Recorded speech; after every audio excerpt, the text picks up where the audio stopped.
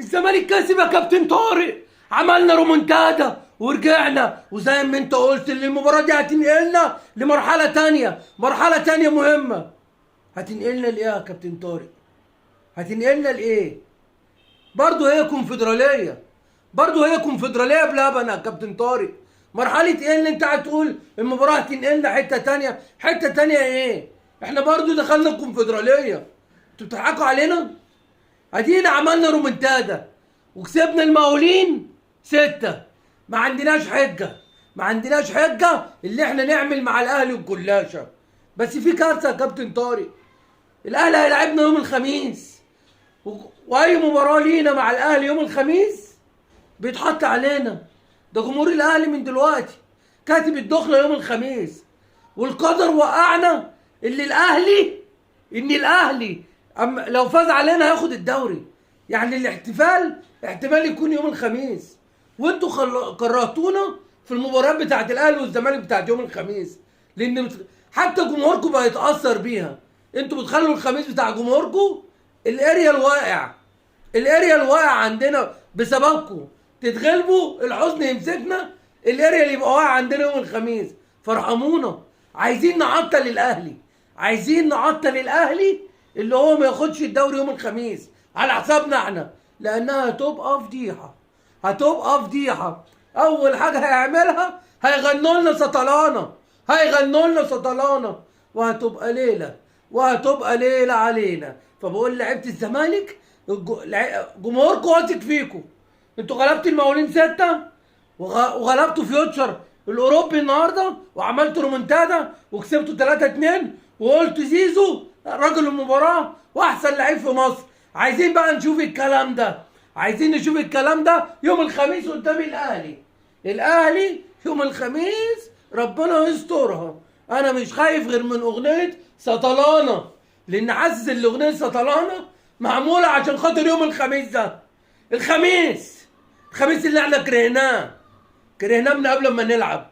عايزينكم مره تطلعوا رجاله وترفعوا راسنا يوم الخميس، تخلوا كده يعني راسنا مرفوعه يوم الخميس، لان خميسنا بيبقى اسود بسببكم، بيبقى اسود بسببكم.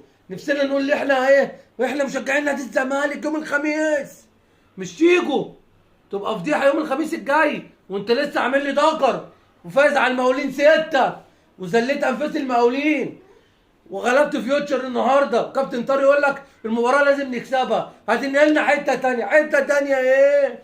حته تانية ايه يا كابتن طارق؟ انت يا عم قاعد، ده انت اللي قاعد في حته تانية، ده انت اللي قاعد في حته. احنا زي ما احنا كونفدراليه تالت زي الرابع. الكلام ده لو هتنقلنا مركز تاني ونلعب دوري ابطال. بس خلاص يا كابتن طارق، انت قاعد بتحلم مع نفسك، انت قاعد تحلم مع نفسك. النهارده فيوتشر كان واخدنا الشوط الاول ورا مصنع الكلاسيكو، لولا ربنا سترها، لولا الحكم حسب لنا 6 دقايق وقت ضايع، لولا ربنا كرمنا وقدرنا نرجع للمباراه. النهارده كانت هتبقى فضيحه، النهارده الزمالك كان هينكشف، كنا هنقول اللي مباراه 6-1 بتاعت المقاولين قضاء وقدر، قضاء وقدر. ادينا اهو النهارده اللعيبه بتقول لنا لا احنا موجودين، عايزينكم تبقوا موجودين بقى يوم الخميس. عايزين نعطل الاهلي ما ياخدش الدوري يوم الخميس. تحس ان هي مترتبه من عند ربنا، اللي الاهلي محتاج مباراه يوم الخميس عشان يحتفل بالدوري. بس احنا هنبقى رجاله، احنا هنبقى رجاله وهنأجل الاحتفال على اللي انتوا عملتوه النهارده ويوم المقاولين. احنا بنقول لكم احنا عندنا ثقه فيكم، مالكمش دعوه بضاده. نركز في الملعب، نكسب الاهلي عشان الاهلي ما ياخدش الدوري يوم الخميس، وجمهوركم يبقى راسه قد كده بسببكم. يبقى انتوا الماتشين بتوع المقاولين يبقى كانوا وهم، انتوا عايشونا في الوهم.